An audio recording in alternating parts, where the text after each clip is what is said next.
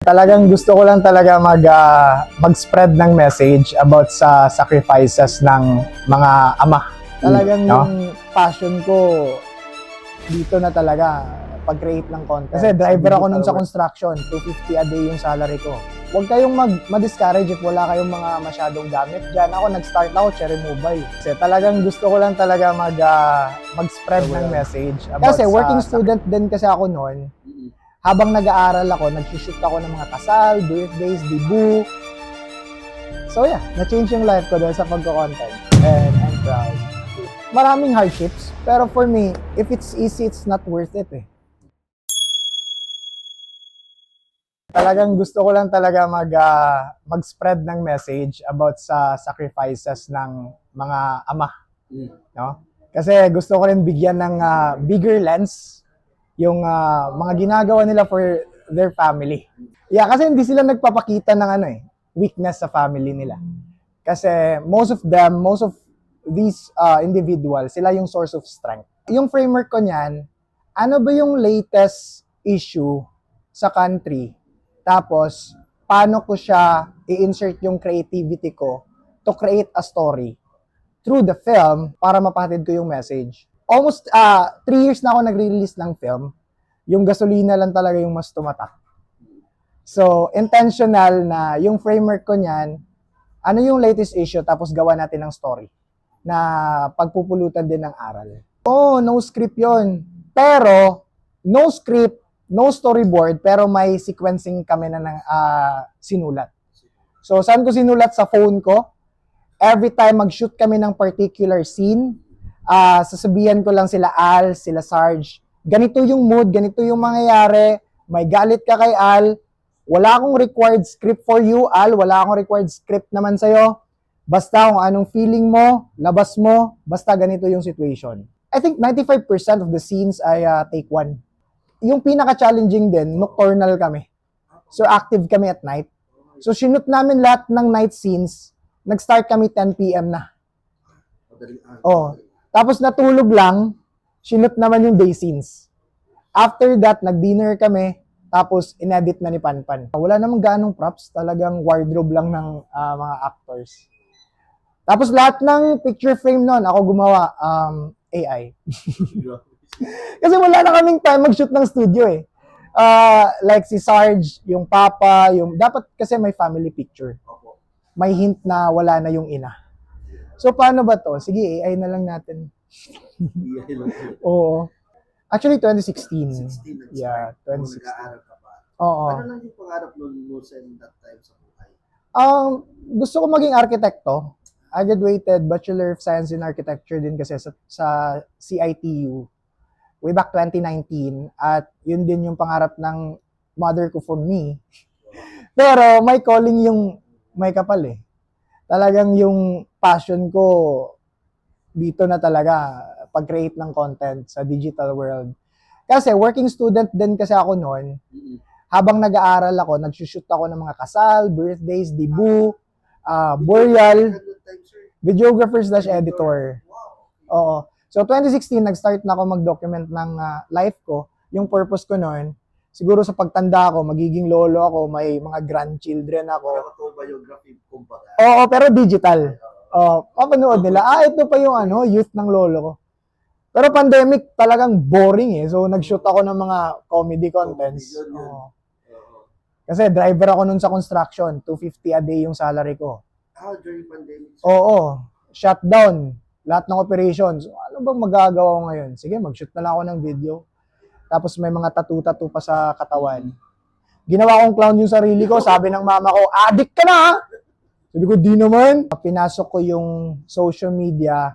May pros and cons lang. Kasi magiging open book ka eh. Yes.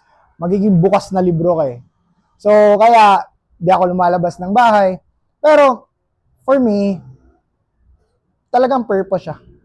For me, talagang calling siya. Kasi regardless if uuwi ako sa bahay namin na physically tired, mentally exhausted, talagang yung puso ko gustong mag-create ng content eh. So, yeah, malaki yung, actually, yung treatment ng mama ko sa cancer niya. Lahat ng kita sa sa brand deals ko, sa pagko-content ko.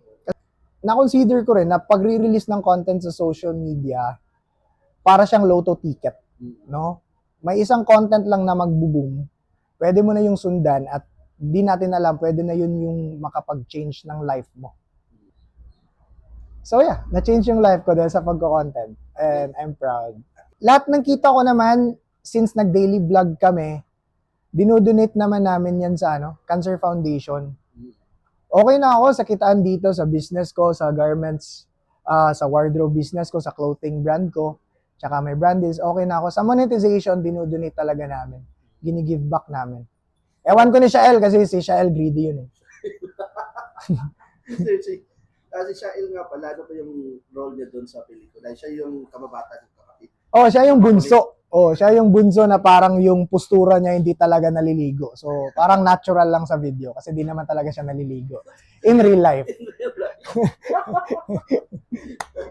So, for me, message ko sa mga aspiring content creators, for me, if si Jesus ay ipapadala ulit sa time ngayon, gagamit siya ng social media.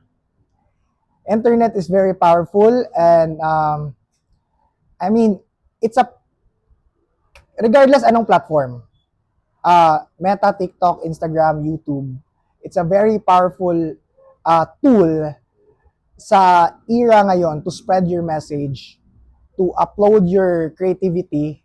At for me, huwag kayong ma-discourage if wala kayong mga masyadong gamit dyan. Ako, nag-start ako, Cherry Mobile eh.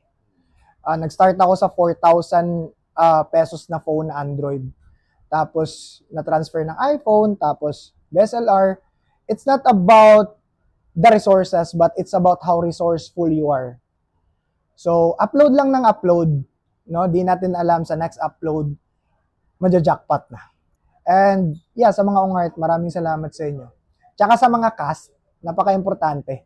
Shael Almoralde, Boy Isog. Working student ako back then.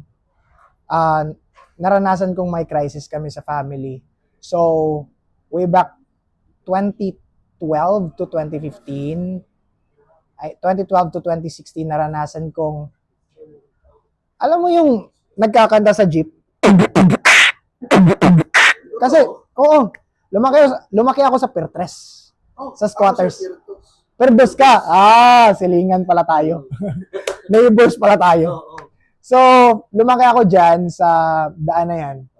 Tapos, ayan, nagbebenta ako ng clothes sa paaralan, nagbebenta ako ng load, naglalatag ako ng kahit anong product sa study area, pinapagalitan pa ako ng guard. What age are you that time? College na.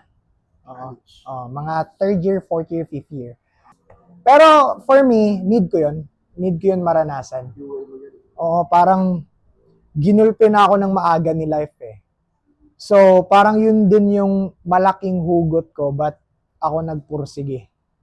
Kaya umabot ako sa ganito. Pero for me, di pa naman masyadong ganyan. Talagang student of life, as always.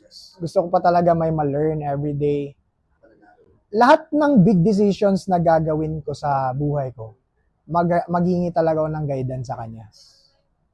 Kasi for me, yun yung kung sa baraha pa, yun yung pinaka-alas ko. Bakit? Kung bakit, kahit hindi ko alam gaano kalalim yung tubig na yan, tatalon ako. Kasi alam ko na kasi alam ko nasa likod lang siya eh. Maraming hardships, pero for me, if it's easy, it's not worth it eh. Lahat ng behind the scenes, hindi mabibilang yung mga signs of the cross ko before ako mag-take ng scenes. Before ako mag-instruct. Talagang hihingi ako ng guidance. Lord, okay, wala akong tulog ngayon, Lord. Please give me wisdom paano ko i-execute to. Gusto kong matreat yung mama ko sa cancer niya. Yung complete cancer-free na talaga. Second, of course, gusto ko mabigyan ng mas magandang buhay yung family ko.